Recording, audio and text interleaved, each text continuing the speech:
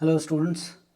आज की क्लास में आज के लेक्चर में हम लोग देखेंगे कि कैसे जो प्रॉब्लम्स आपने ग्राफिकल मेथड से सॉल्व किया था उन्हीं सब प्रॉब्लम्स को या उसी तरह के प्रॉब्लम्स को हम देखेंगे कि बिना ग्राफ के हम कैसे उसको सॉल्व कर पाते हैं।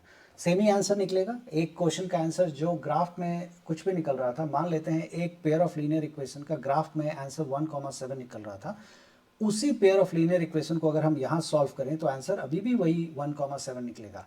ये सिर्फ एक अलग तरीका है निकालने का। आप इसको ऐसे समझ सकते हैं कि अगर वैष्णो देवी अगर आप जाते हैं या कोई भी ऐसी जगह जाते हैं, वहाँ पहुँचने के तरीके अलग हो सकते हैं। कोई आदमी पैदल चल के जा रहा हो, कोई हेलीकॉप्टर से जा रहा है, कोई और भी मीडियम से जा रहा है, कोई किसी भी तरीके से जा रहा है, बट पहुँच वहीं रहा है। एग्जैक्टली यही बात यहाँ पे भी है कि लीनियर इक्वेशन को जब हम कहते हैं कि ग्राफिकल मेथड, अलजेब्रिक मेथड, तो हम सिर्फ यही बता रहे होते हैं कि ये सब अलग अलग मेथड हैं सॉल्व करने के। At the end of the day purpose हमारा एक्स और वाई की वैल्यू निकालना ही है, और वही वैल्यू निकलेगी जो एक मेथड से निकलती है, वही दूसरे मेथड से भी सेम ही वैल्यू निकलेगी, अलग नहीं निकलेगी। तो यही बोलने के साथ आज मैं स्टार्ट करता हूँ। मैंने ऑलरेडी एक प्रॉब्लम ले रखा है और आप देखेंगे इसके कॉरस्पॉन्डिंग मैंने जनरल इक्वेशन लिख रखा है लीनियर इक्वेशन का, जो कि क्लास 1 में वीडियो 1 में मैं ऑलरेडी इसके बारे में मेंशन कर चुका हूँ कि यही हमारा general equation of linear general form of linear equation है।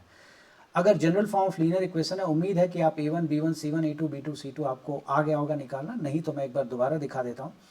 A1 अगर हमें चाहिए तो हम पहले वाले इक्वेशन, जैसे यहाँ फर्स्ट वाले इक्वेशन में x का कोफिशिएंट A1 है, उसी तरह से फर्स्ट वाले इक्वेशन में x का कोफिशिएंट क्या है, 11। कोफिशिएंट का मतलब हो जाता है x के साथ आगे में जो भी है विथ साइन, वो हमारा कोफिशिएंट होता है। b1 क्या है हमारे पास, b1 इज एक्चुअली फर्स्ट वाला इक्वेशन में जो y का कोफिशिएंट है वो है b1। फर्स्ट वाले इक्वेशन में y का कोफिशिएंट क्या है, +15, तो सिंपली 15 लिखेंगे, प्लस हम नहीं लिखते हैं, अंडरस्टूड होता है कि वो प्लस है। C1 हमारे पास क्या है यहाँ पे 23, तो C1 is 23, C1 is constant term. Similarly A2 क्या है, A2 हम लिखेंगे सेकेंड वाले इक्वेशन में x का कोफिशिएंट क्या है 7, तो हम A2 7 लिख लेंगे। B2 हमारे पास क्या है, B2 इज y का कोफिशिएंट, तो y का कोफिशिएंट आप देख सकते हैं क्या है, -2 है, तो हम लोग लिख देंगे इसको -2। और C2 क्या है, C2 इज -20, सो -20। तो ये हमने दोबारा मैंने आपको दिखाया कि A1 B1 C1 A2 B2 C2 हम लोग कैसे पहचानते हैं, कैसे लिखते हैं। इसके बाद हम लोग स्टार्ट करते हैं कि अगर इसकी वैल्यूज़ अगर हमें निकालनी हो, x और y की वैल्यू निकालनी हो, तो हम कैसे निकालेंगे। तो हम सबसे पहले इसमें नंबरिंग कर देंगे 1 और 2। नंबरिंग कर देने से आसान होगा। ग्राफ में अगर आप नंबर नहीं भी करते थे तो काम चल जाता था, लेकिन यहाँ पे नंबरिंग नहीं करेंगे तो आपको दिक्कत होगी, इसलिए और मार्क्स भी कम मिलेगा, इसलिए आपको नंबरिंग कर देनी चाहिए। नंबरिंग कर दिया। अब ये जो मेथड मैं सिखा रहा हूँ आपको, इस मेथड को सब्स्टिट्यूशन मेथड कहते हैं। क्रिकेट आप सब देखते होंगे या कोई और गेम आप खेलते होंगे, आप देखते होंगे प्लेयर का सब्स्टिट्यूशन होता है। मतलब अगर फॉर सम रीज़न किसी प्लेयर को चोट लग जाए तो उसकी जगह हम दूसरे प्लेयर को भेज देते हैं फील्डिंग करने के लिए या फिर कुछ और करने, जो भी फॉर्म ऑफ गेम है उसमें जो भी अलाउड है वो करने के लिए हम दूसरे प्लेयर को भेज देते हैं जो कि पहले से बैठे हुए होते हैं। तो जो प्लेयर गया है एक की जगह, खेलते हुए प्लेयर की जगह, उसको हम कहते हैं सब्स्टिट्यूट प्लेयर। तो सब्स्टिट्यूट का मतलब मैथ्स में भी वही होता है कि हम एक वैल्यू को उठा करके उसकी जगह दूसरे वैल्यू को डाल देंगे। This is what the substitution है। सवाल उठता है कि ये हम क्यों करते हैं और जितने भी मेथड्स होंगे वो क्या इससे रिलेटेड हैं, उसका जवाब मैं अभी आपको देता हूँ। तो हम दोनों में से जो इक्वेशन चाहें चुन सकते हैं, आपकी मर्जी है, आपको जो इक्वेशन अच्छा लगता है आप चुन सकते हैं। तो आप लिखेंगे फ्रॉम 1, आप फ्रॉम 2 लेना चाहें फ्रॉम 2। हमेशा कोशिश करनी चाहिए जो छोटा इक्वेशन है वहाँ से हम चुनें तो ज़्यादा अच्छा रहता है, लेकिन फ़िलहाल मैंने बड़े वाले में से चुन लिया है। अब आप लिखेंगे यहाँ पे 11x इक्वल्स टू -23 -15y। मैंने क्या किया, इस मेरा इंटेंशन है अब कि x की वैल्यू मैं निकाल लेना चाहता हूँ, x का वैल्यू एक्सट्रैक्ट करना चाहता हूँ, वो चाहे y के फॉर्म में हो या जिस फॉर्म में भी हो मुझे फ़र्क नहीं पड़ता, बट x की वैल्यू मैं निकालना चाहता हूँ। तो x की वैल्यू आ जाएगी -23 -15y upon 11। So this is the value of x। अब x की वैल्यू y के टर्म्स में है। अब ये जो वैल्यू आपने निकाली है इसको कभी भी फर्स्ट इक्वेशन में हम नहीं रखेंगे, कभी नहीं रखेंगे। अगर आप फर्स्ट में रखेंगे तो वो LHS इक्वल्स टू RHS हो जाएगा। आपका इंटेंशन वेरीफाई करना नहीं है, आपका इंटेंशन x और y की वैल्यू निकालना है। अगर आप कहेंगे तो चलिए मैं इसको रख के भी दिखा देता हूँ कि फर्स्ट इक्वेशन में रखेंगे तो क्या होगा। So let me plug this value, plug x in equation 1, याद रखिएगा, मैंने जहाँ से इसकी वैल्यू निकाली है, x की वैल्यू अगर आप नोटिस करेंगे तो मैंने फर्स्ट इक्वेशन को यूज़ करके निकाला है, और जहाँ से निकाला है वापस हम वहीं पे रख रहे हैं, तो जैसा वैसे ही आ जाएगा। तो देखते हैं रख करके, 11 इंटू एक्स की जगह -23 -15y upon 11 minus plus 15y plus 23 equals to 0। आप देखें x की जगह मैंने यहाँ पे रख दिया, ये वाला जो x है वहाँ पे ये पूरी की पूरी वैल्यू मैंने प्लग कर दी। इसके अलावा प्लस 15y है, प्लस 23 है, वो मैंने एज इट इज़ लिखा है, प्लस 15y प्लस 23। इसको मैं काट देता हूँ, 11 से 11 कैंसिल हो गया, -23 -15y plus 15y plus 23 equals to 0। तो आप देखेंगे कैंसिल आउट हो गया ये, plus 15y, so 0 equals to 0। यही मैं कह रहा था कि इससे सेटिस्फाई हो जाएगा। और अगर आपका सेटिस्फाई नहीं हो रहा है, जहाँ से निकाला है आपने और वहीं रख रहे हैं और सेटिस्फाई नहीं हो रहा, इसका मतलब है कि आपने कुछ गलती कर दी है, उसको दोबारा रीचेक करें, हमेशा सेटिस्फाई होगा। लेकिन फिलहाल ये मेरा इंटेंशन नहीं है, मेरा इंटेंशन यहाँ पे एक्स और वाई की वैल्यू निकालना है। हमेशा बताया है आपको, इक्वेशन सॉल्व करने का मतलब जो अननोन है उसकी वैल्यूज निकालनी। तो अब इस x की वैल्यू को हम कहाँ प्लग करेंगे, सेकेंड में प्लग करेंगे, तो लिखेंगे प्लग x इन 2। याद रखिएगा, ये मैंने सिर्फ आपको समझाने के पॉइंट ऑफ व्यू से बताया है कि अगर आप रखेंगे तो क्या होगा, ये आपको करना नहीं है, don't do it. Plug x in equation 2, equation 2 में हम प्लग कर देंगे इसको। तो प्लग करेंगे तो क्या हो जाएगा, 7 इंटू एक्स की जगह -23 -15y divided by 11 -2y -20 equals to 0. Okay, so let's solve this. So 23 into 7, so 7 3 are 21, balance is 2, 7 2 are 14, 15 16, minus 161 minus 15 7 are 105 y divided by 11 minus 2y minus 20 equals to 0। I am trying, मैं कोशिश कर रहा हूँ कि मैं सारे steps को लिखूँ। -161 माइनस 105y, एलसीएम लेंगे, -22y माइनस 11 2 जा 22, 220 इक्वल्स टू 0। बहुत बार गलती ये होती है कि बच्चे ये यहाँ ये जो 11 है इसको एलसीएम ले करके क्रॉस मल्टीप्लाई नहीं करते हैं, या फिर एलसीएम नहीं लेते हैं, सीधा सीधा इसी को मतलब ऐसे ही छोड़ देते हैं, तो वो गलत हो जाता है। आप ध्यान रखें इसको, डिवाइडेड बाय 11 भी होगा, लेकिन इधर राइट साइड में हमारे पास 0 है तो क्रॉस मल्टीप्लाई होकर 0 हो जाएगा। मैं कभी इस पॉइंट पे भी आऊँगा कि क्रॉस मल्टीप्लाई जैसा कुछ हम लोग करते नहीं हैं मैथ्स में, लेकिन बोलने के लिए या सॉल्व करने के लिए ये आसान तरीका है, इसलिए हम इसको यूज़ करते हैं। So let's solve this. -105 minus 22 is -127y and -161 minus 220, so minus 381 equals to 0, minus 127y equals to plus 381। आप देख सकते हैं कि plus 381 हो जाएगा ये। So clearly y is equals to 381 divided by minus 127, which is 3 times है ये, 127 into 3 is 381। So y की वैल्यू हमारी आ गई -3। ये जो y की वैल्यू आई है, आप दोनों में से, अब आपके पास फ्रीडम है, आप दोनों में से जिस इक्वेशन में चाहें आप इसको प्लग कर सकते हैं और आपको वैल्यू x की मिल जाएगी। तो मैं इसको क्या करता हूँ, फर्स्ट इक्वेशन में, सॉरी सेकेंड इक्वेशन में, क्योंकि सेकेंड छोटा इक्वेशन है, उसमें मैं डाल देता हूँ प्लग y इन इक्वेशन 2। मैं हट जाता हूँ सो दैट कि आप देख सकें, in equation 2। Okay, so equation 2 है हमारे पास 7x माइनस 2y माइनस 20। सो 7x माइनस 2y की जगह हमारे पास कितना है, -3 माइनस 20 इक्वल्स टू 0। अब आप देख सकते हैं कैलकुलेट करके x की वैल्यू आपको मिल जाएगी। So 7x equals to 20, minus 20 right side में ट्रांसपोज हो गया, प्लस 20 हो जाएगा। अब माइनस माइनस प्लस, 3 2 जा 6, तो प्लस 6 है, उधर गया तो कितना हो जाएगा, -6। सो x की वैल्यू हो जाएगी 20 माइनस 6 इज 14, 14 बाई 7 इज 2, तो x की वैल्यू हमारे पास 2 आ गई, और y की वैल्यू कितनी है, -3। तो ये दोनों वैल्यूज़ आपको मिल गया। लेकिन ये दोनों वैल्यूज़ तो मुझे मिल गई, लेकिन क्या ये दोनों वैल्यूज़ सही भी है, ये भी तो जांचना है। तो आप क्या करेंगे, इसके लिए मैं बार बार बता चुका हूँ ये चीज़, एक बार और मैं दिखा देता हूँ। आप इन वैल्यूज़ को इक्वेशन पे प्लग करेंगे। तो मुझे दूसरा इक्वेशन याद है 7x minus 2y minus 20 equals to 0। मैं इसमें x और y की वैल्यू डाल देता हूँ। 7 इंटू एक्स की जगह 2, माइनस 2 इंटू वाई की जगह माइनस 3, माइनस 20। देखते हैं कि ये इक्वल टू 0 आता है कि नहीं आता है। 14 प्लस 6 माइनस 20, आप देख सकते हैं 0 इक्वल्स टू 0 आ गया, मतलब ये वेरीफाई हो गया। लेकिन क्या इतने से काम हो जाएगा? आंसर इज नहीं। ये जो आपने x और y की वैल्यूज निकाली है, इसको दोनों इक्वेशन पे प्लग करना है आपको। तो ये आपने एक इक्वेशन पे डाला है, आप दूसरे इक्वेशन पे भी प्लग करेंगे और आपको उसका आंसर मिल जाएगा। मतलब श्योर शॉर्ट है कि वो LHS इक्वल्स टू RHS हो जाएगा। ये मुझे पता है, इसलिए मैं कह रहा हूँ। आप ऐसा नहीं करेंगे कि एक में डाला दूसरे में श्योर शॉर्ट है कि मिल जाएगा, ऐसा नहीं होगा। तो आप डालेंगे और वो मिल जाएगा। इससे पता लग जाता है कि x की वैल्यू 2 और y की वैल्यू -3 है। अब इसके हम सबसे इंपॉर्टेंट पहलू पे आते हैं कि आखिर इसमें हम लोगों ने किया क्या है। ये जो मेथड है, this method is called method of substitution. आप क्या करते हैं, किसी भी एक इक्वेशन को चुनते हैं, दोनों में से एज्यूम कर लेते हैं कि मैंने फर्स्ट इक्वेशन को चुना है और देखा भी आपने कि मैंने फर्स्ट इक्वेशन को चुना है, उसमें से x की वैल्यू निकाल ली और उसको सेकंड इक्वेशन में डाला।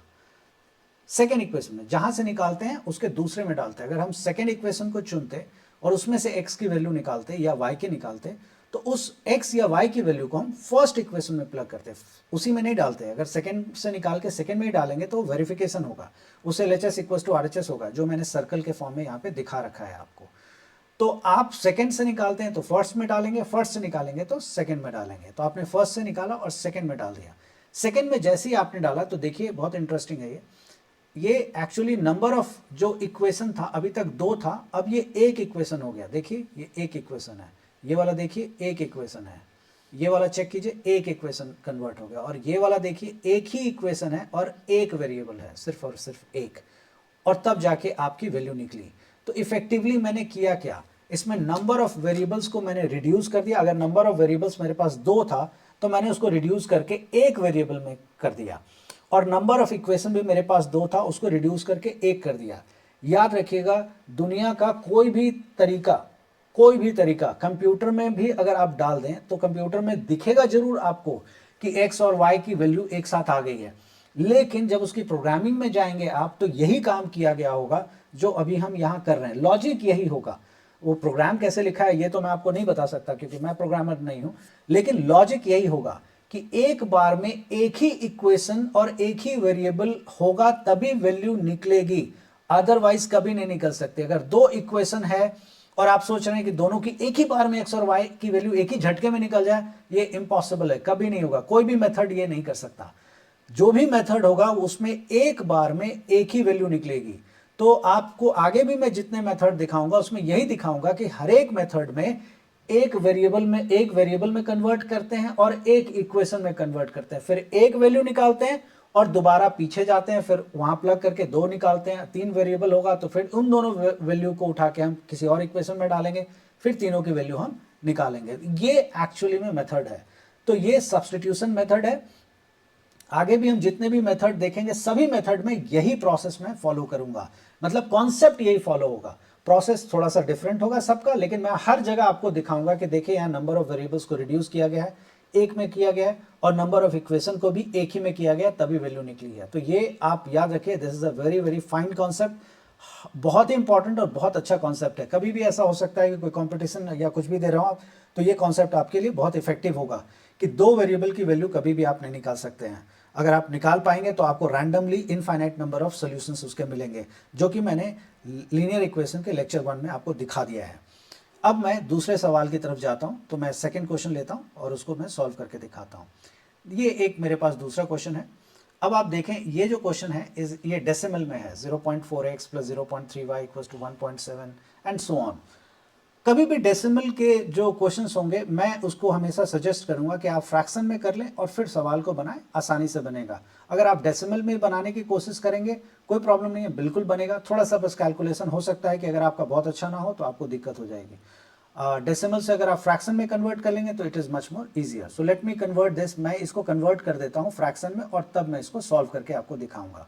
तो मैं इसको लिख देता हूँ 4/10 times of x plus 3/10 of y equals to 17/10। अब आप देखेंगे इधर इसका अगर एलसीएम लेंगे आप तो 10 आएगा और ये हो जाएगा 4x plus 3y equals to 17/10। अब दोनों तरफ डिनोमिनेटर में 10 है, 10 से 10 कैंसिल होगा, तो सिंपल इक्वेशन हो जाएगा, the equation is 4x plus 3y equals to 17। तो ये हमारे पास इक्वेशन तैयार हो गया। इसी तरह से दूसरे वाले इक्वेशन को भी जब हम सॉल्व करेंगे तो 7/10x minus 2/10y equals to 8/10। इसी तरह से जब आप सॉल्व करेंगे तो इसका मिलेगा 7x minus 2y equals to 8। ये आपके पास दूसरा इक्वेशन मिल गया। अब ये हमारे पास पहला इक्वेशन है और ये दूसरा। आप किसी को भी पहला किसी को भी दूसरा आप नाम दे सकते हैं, नेमिंग का कोई प्रॉब्लम नहीं है। A और इसका नाम B। अब मैं क्या करता हूं, कोई भी एक इक्वेशन चुन लेता हूं, उसमें से x या y की वैल्यू एक्सट्रैक्ट करूंगा। तो मान लेते हैं इस बार मैं B चुनता हूं, तो मैं लिखता हूं from B। Now let's extract the value of x और y। इट्स योर विश, आपकी चॉइस है, आपको जो अच्छा लगता है आप चुन सकते हैं। तो मैं इसको लिख देता हूं 7x equals to 8 plus 2y। अब मैं x की वैल्यू निकाल लेता हूं, 8 प्लस 2y अपॉन 7। ये आपने x की वैल्यू निकाल ली। अब x की वैल्यू निकालने के बाद अब क्या करेंगे, क्या हम सेम इक्वेशन में डालेंगे? मैंने आपको समझाया था कि जिस इक्वेशन से आप निकालते हैं अगर वहीं पे अगर आप डालेंगे तो हमेशा वो वेरीफाई करेगा, x और y की वैल्यू नहीं देगा। तो मैंने x की वैल्यू जहां से निकाली है वहां नहीं डाल के दूसरे इक्वेशन में डालूंगा। अब मैं इसको प्लग करूंगा a में, प्लग x इन a।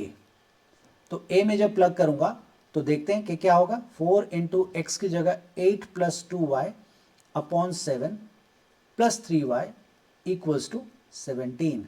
अब इसको फर्दर हम सॉल्व करेंगे, तो देखिए मैं सॉल्व करके आपको दिखाता हूं। 8 4 जा 32, सॉरी 8 4 जा 8 मल्टीप्लाई 4 इज 32 प्लस 4 2 जा 8y अपॉन 7 है, 7 का एलसीएम लेना मत भूलिएगा, 7 3 जा 21 y इक्वल्स टू 7 को क्रॉस मल्टीप्लाई भी करेंगे, 7 7 जा 49 and 119. So 8 plus 21 is 29y is equals to 119 minus 32. So this is 7 and this is 8. This is 29y equals to 8. Y is equals to 87. Sorry, y is equals to 87 upon 29, which is 3. So y की value आपको मिल गई 3. अब इस y की value को आप क्या करेंगे, कहीं पे भी दोनों में से जहां चाहें, आपकी श्रद्धा है, आप दोनों में से जहां चाहें प्लग कर सकते हैं और प्लग करके x की वैल्यू आप निकाल सकते हैं। तो हम लिख देते हैं plug y in equation 2, equation a। तो 4x प्लस 3 इंटू वाई की जगह 3 आया है मेरे पास equals to 17। So 4x equals to 17 minus 9, 4x equals to 17 minus 9 कितना हो जाएगा, पता है ना आपको ये, this is 8। x equals to 8/4 that is 2। तो x की वैल्यू मिल गई और y इक्वल्स टू 3 मिल गया आपको। अब हमें जानना है कि क्या ये वैल्यू सही है या नहीं है, जो कि हर क्वेश्चन में आपको चेक कर लेना चाहिए। पूछिए क्यों, इसलिए क्योंकि अगर आप चेक कर लेते हैं तो अगर ये 4 नंबर का क्वेश्चन है या 3 नंबर का क्वेश्चन है तो आप श्योर हो जाते हैं कि जो आपने बनाया है वो ठीक है। मतलब अब आपको ये डर नहीं है, किसी से पूछने की जरूरत नहीं है कि यार ये क्वेश्चन सही है कि नहीं है, कोई जरूरत नहीं है, क्योंकि आपने उसको वेरीफाई कर लिया है। बाकायदा दूसरे आपसे पूछेंगे या अगर दूसरा कुछ और बताएगा तो आप उसको जवाब दे सकते हैं कि जो मैंने किया है वो बिल्कुल ठीक है, प्रोवाइडेड आपने कहीं कैलकुलेशन एरर ना किया हो। तो अगर आपने वो सारी चीजें सही करी हैं तो जो वैल्यू आप डाल के निकाल रहे हैं अगर वो वेरीफाई हो रहा है इसका मतलब फर्स्ट क्लास है, आपको किसी से इसके बारे में पूछने की जरूरत नहीं है। जो जितने मार्क्स इस क्वेश्चन के लिए अलॉटेड हैं उतने मार्क्स आपके पक्के हो गए। अब हम क्या करेंगे, ये बात तो आपको पता लग गया कि इसमें x और y की दोनों की वैल्यू हमारे पास आ गई। ये जो मेथड था इस मेथड को क्या कहते हैं, सब्स्टिट्यूशन, क्योंकि हम एक से x की वैल्यू या y की वैल्यू निकालते हैं और उसको फिर दूसरे में डाल देते हैं, दूसरे इक्वेशन में डाल देते हैं, इसी को हम सब्स्टिट्यूशन कहते हैं। इसमें हम क्या करते हैं, इस मेथड में क्या करते हैं कि नंबर ऑफ वेरिएबल्स को रिड्यूस करके एक करते हैं और नंबर ऑफ इक्वेशन को भी रिड्यूस करके एक बनाते हैं और तब जाके हमारी वैल्यू निकलती है। याद रखिएगा आगे भी जितने भी मेथड्स मैं आपको दिखाऊंगा उन सब में हम यही करेंगे। वो अलग बात है कि वो आपको दिखेगा वैसा नहीं, जैसा ये दिख रहा वैसा नहीं दिखेगा, वो कुछ और तरीके का दिखेगा, लेकिन कर हम यही रहेंगे और वो हर समय मैं आपको दिखाऊंगा वहां पे कि देखिए यही काम हुआ यहाँ पे, तो वो मैं आपको दिखाऊंगा। अब मैं